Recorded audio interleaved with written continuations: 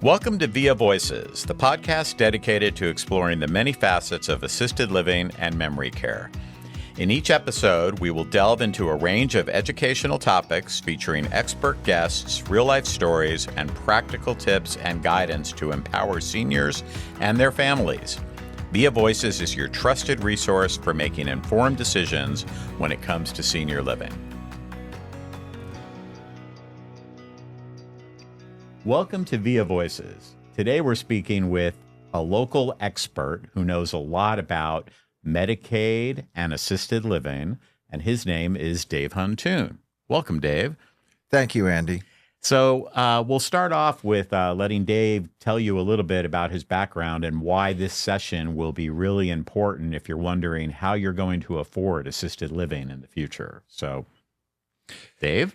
Well, Andy, I moved out to Arizona about 13 years ago. I was an attorney back east. I decided to retire from practicing law, and I came to Arizona. I got remarried, and my new wife told me that I had to get a job. So I decided I would go work for a big organization and be a very small part of it. And so I went to work for ALTCS. That was my retirement gig. And I Hold off there. What is ALTCS? Oh, ALTCS is the state of Arizona's long-term care Medicaid program. It's an acronym, so everybody knows that the government loves acronyms. It stands for Arizona Long-Term Care System, and it's part of ACCESS, which is the overall Medicaid agency here in Arizona. ACCESS stands for the Arizona Healthcare Cost Containment System.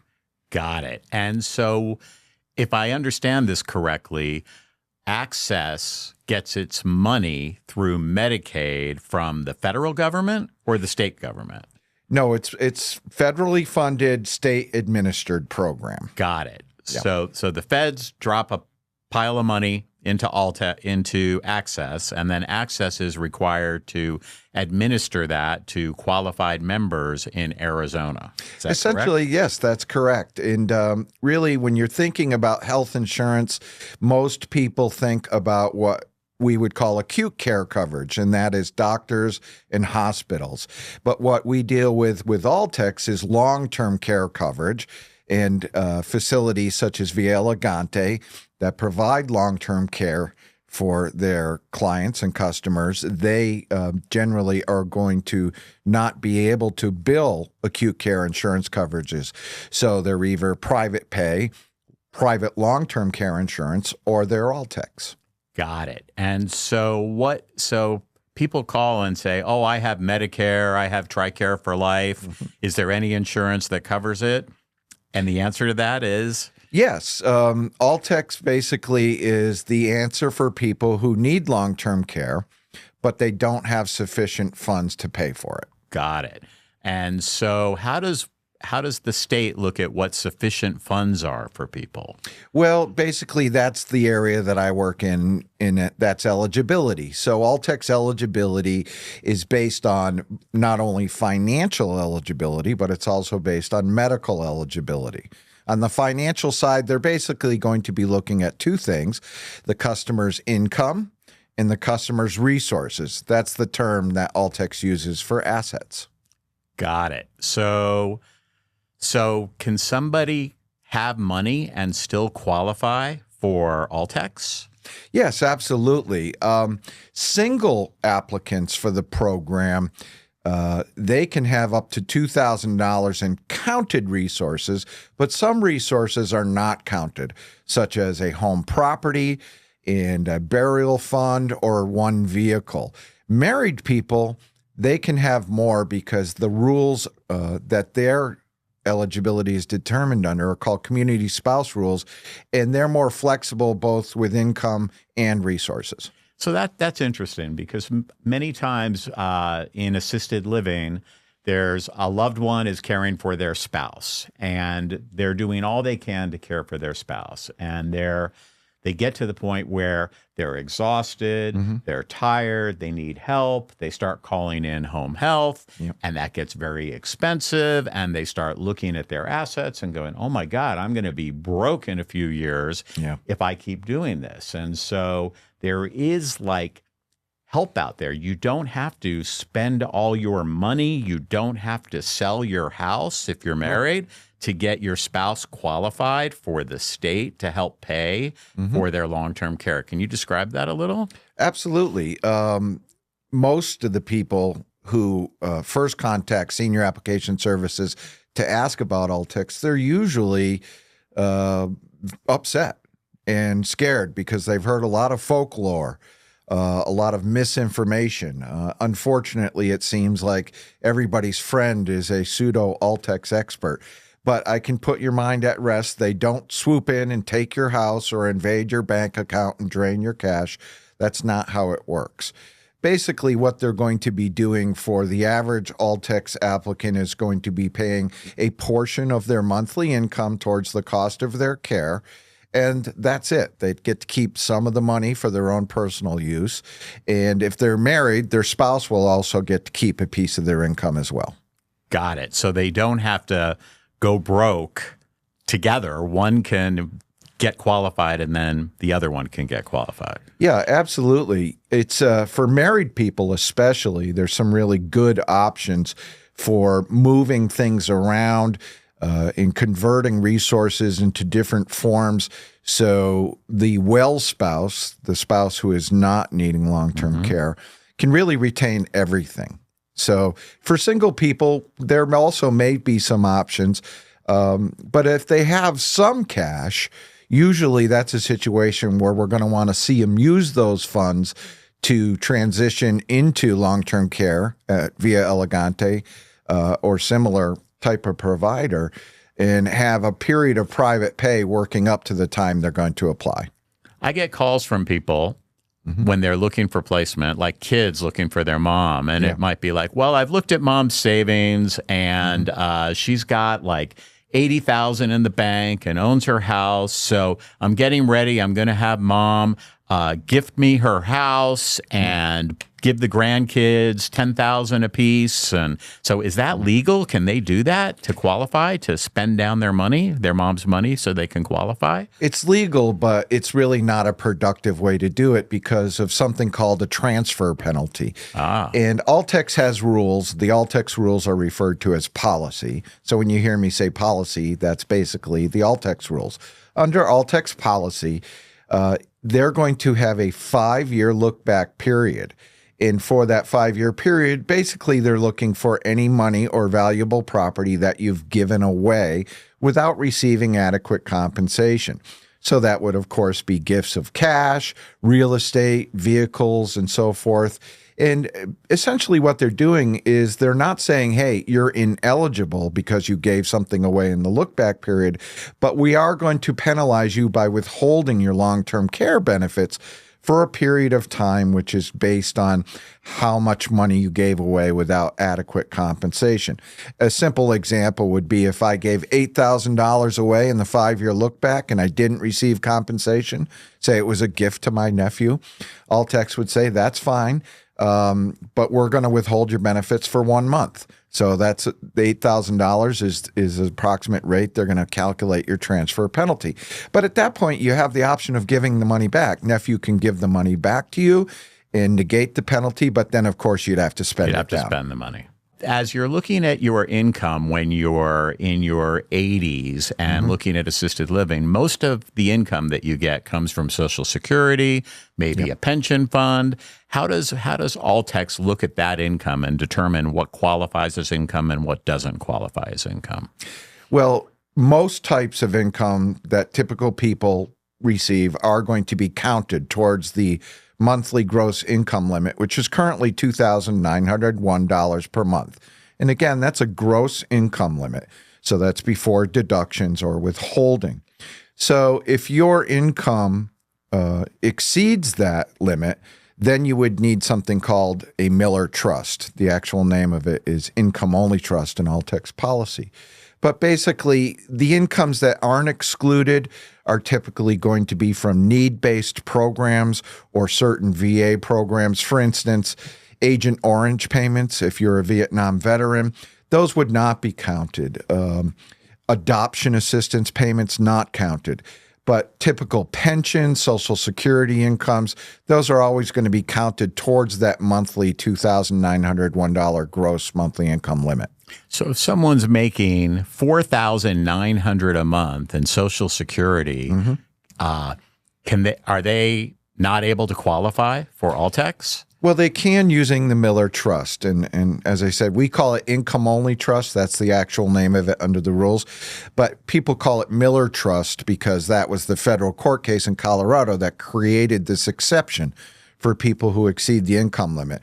Essentially what it is a special arrangement with a checking account, which is going to take the amount that you're over the income limit. So like the $2,000 in my example. Yeah, in that example, that would be paid back into the monthly cost of care, which would lower the amount that ALTCS is contributing to your care. Got it. And I think people should understand that. As an assisted living provider, I have a contract with ALTCS in Arizona, and it's a bulk contract. So the rate that they pay me would be somewhat less than what an individual walking in off the street would pay. It's like I'm working a arrangement with them where I say, I will take care of your members. And they say, well, here's the price that we'll pay you. And most assisted living, by the time you factor in the care and everything else, is at least, $4,000 to $5,000 to $6,000 to $8,000 a month, depending on the level of care and what people need.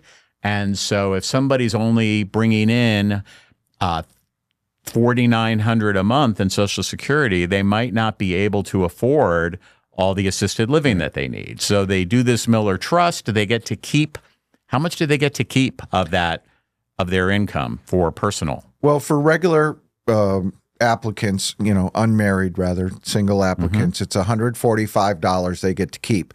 But if they're married, their spouse also gets to keep a few hundred of it, and then the state would get the remainder.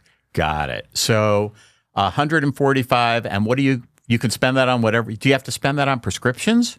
No, actually, ALTCS is a wonderful program in regard to coverage. They really cover everything. So you're not going to be paying for some of the extras on ALTCS that you might be paying as a private pay customer.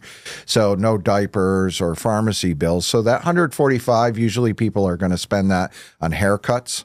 That's a very popular item, just their other personal incidental wants. Haircuts, birthday cards, a trip to McDonald's now and then. Yeah, whatever they want. Yep, that's very nice. So, and I have to tell you that ALTCS is a pretty amazing system in Arizona long-term care system. Yeah. And they really provide good care for the people they take care of. It's not bottom of the line minimum care. It's really great care. I've seen people on dialysis go through ALTCS. They get the medications that they need. They get support from their caseworker. It's a pretty good system, and many places take ALTCS and many places don't. And is it important to find a place that takes ALTCS? Or I guess if you have a lot of money, you're not going to qualify for ALTCS. There's no Miller Trust over a certain amount. That's correct. Yeah, there's a big misconception. A lot of people ask me about trying to use a Miller Trust because they're over the resource limit. And the Miller Trust is only to deal with people over the income limit. When you're over the resource limit, essentially you're just looking at either spending down by paying private pay for some period of time until you're down towards the resource limit. Or you can sometimes convert a counted resource, such as cash, into an uncounted resource, such as a burial fund or a vehicle if you don't have one. So we usually will review options based on whatever the particular customer's situations and needs are. Right. So people come to you as a consultant, and I know I tell them you can call Dave Huntoon. Yeah. He'll speak to you for free and give you good advice. And then from that point, you can hire his services, and he can shepherd you through this state bureaucratic maze of getting qualified for ALTCS. So how long does that take to do? Right now, the application period, I would say, is averaging around 2 months. It's supposed to be 45 days, but ALTCS has challenges like any other organization. Sometimes they are just very busy and overworked, understaffed, but they really do a pretty good job getting people processed, typically within 2 months. Right. And if you submit your application at least 99% correct, it's a lot easier than submitting your application on your own, not filling it out perfectly and waiting 2 months when somebody looks at your application to say, oh, well, there's a problem. You need to resubmit it. I'm glad you asked the question that way, because that's one of the misconceptions about ALTCS is that there's an application that you submit. There really isn't. It's a process which unfolds over that 2-month period. It does begin with a piece of paper that you put your name on, but that's just a request for an application. The actual application is done through a series of phone calls and emails, or regular snail mail if you don't have email, but that's not a very good way to do it. So they're going to be calling you, interviewing you, asking you questions about your finances and your living arrangement and your citizenship and all the other eligibility criteria. And then the last part of the application, after you've submitted everything they request, is the medical assessment. And that's the part that occurs usually at the very end, where they're going to say, yes, this person needs a nursing home or assisted living level of care, and they are eligible or not. Got it. And so in going through the process, you basically start the ball rolling with, hi, this is my name, and I'm interested in applying for ALTCS or getting some help, and then they start digging into your financial records, and you work together to provide them what they need, and they review it. And once you call them and say, I'm interested, do they speak to you right then on the phone, take your name? But it still takes like 60 days to get through that? Like, what kind of financial information do you have to provide? So when you initially contact them, you're really just requesting an application by providing your name and your birth date and your social security number and your address. Then they're going to assign a financial worker called a BES, Benefit Eligibility Specialist, and they're going to give you a call usually within a few days to schedule a financial interview.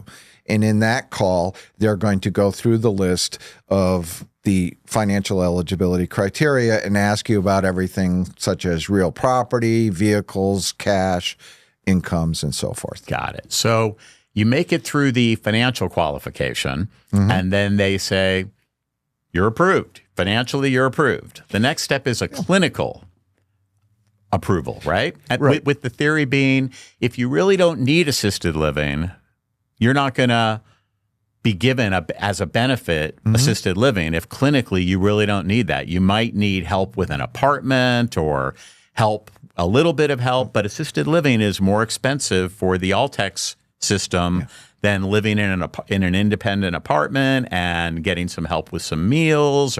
So how did they work that out clinically to qualify? Well, you're right. ALTCS is a very expensive program. So the medical eligibility standard is an important, way to make sure that the people who really need the help are getting it. So what they're looking at with the medical eligibility assessment, which they call the PASS, that's an acronym that stands for pre-admission screening, is your need for assistance with activities of daily living. If you have a diagnosis of dementia, Alzheimer's, or organic brain syndrome, they will also look at your need for a protective environment.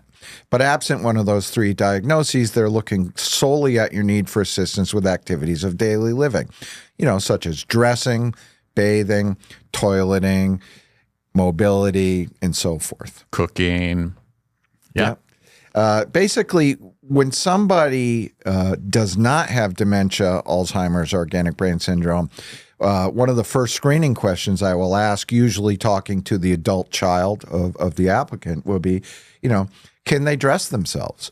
Can they take a bath or shower by themselves? If I get a yes to those kind of questions, now I'm starting to think this person potentially may not be medically eligible for ALTCS yet. Right. Unless, of course, they do have dementia, Alzheimer's, or OBS, which is less common, and they're experiencing really difficult behaviors which put them in danger, such as wandering, getting lost, resisting assistance and treatment, or being aggressive, screaming, hitting, and that kind of thing. those type of behaviors will also potentially make somebody medically eligible for ALTCS. Right. And people are forgetful when they get older. I'm forgetful now. Yeah. Starting but already. Being forgetful does not qualify you for ALTCS. If you're running out to your folks' home and helping them with things because they're forgetting to do things, that's not necessarily that they're unsafe to be at home. Right. And it really takes a diagnosis from a qualified doctor of dementia or Alzheimer's, and then that kind of will help, because with that diagnosis, it's easier to qualify clinically than if you don't have that diagnosis. Yes, exactly right. You need 60 points on the medical assessment to pass, and that's a very high threshold. Right. So somebody who does have a diagnosis of dementia, Alzheimer's, or OBS is more likely to be medically eligible, even if their need for assistance with activities of daily living is relatively low, if they have extreme behaviors. Otherwise, it's really a situation where if a person is getting by in a normal living arrangement, it's like an apartment or a house, they're getting some help. They need, house cleaning, somebody to check on them. The adult children will sometimes be very surprised and say, oh, no, my mom or dad really does need assisted living. And that may be true, but it doesn't necessarily mean they're going to meet that medical eligibility standard yet. And do you help people with that as part of what you do? I know you're not a doctor, so you don't qualify people clinically. Well, I am a doctor, but I'm not a medical doctor. That's true. But yeah, we do. What we try to do in this company is certainly does offer fee-based services for people who want them.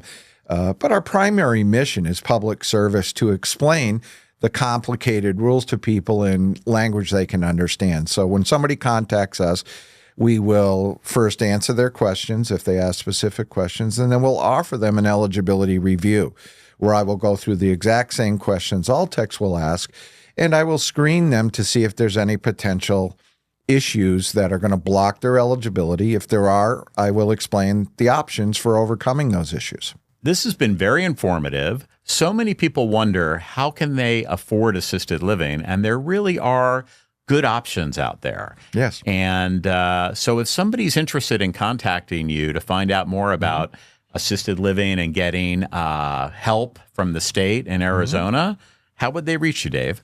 Well, we have a website, ALTCSapplications.com, that has tons of information. So if you're really just early in the process and you want to review and learn more, you can go there.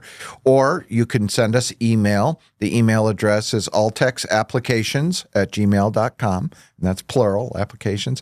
Or you can always call us. The phone number is 520-222-7247. Great, Dave. Well, thank you so much for sharing your information with us today. And thank you all for watching Via Voices. Thanks, Andy. Thank you for listening to and watching Via Voices, the podcast dedicated to exploring the many facets of assisted living and memory care. If you found today's episode informative, be sure to subscribe and tell a friend about us. We look forward to having you join us next time on Via Voices.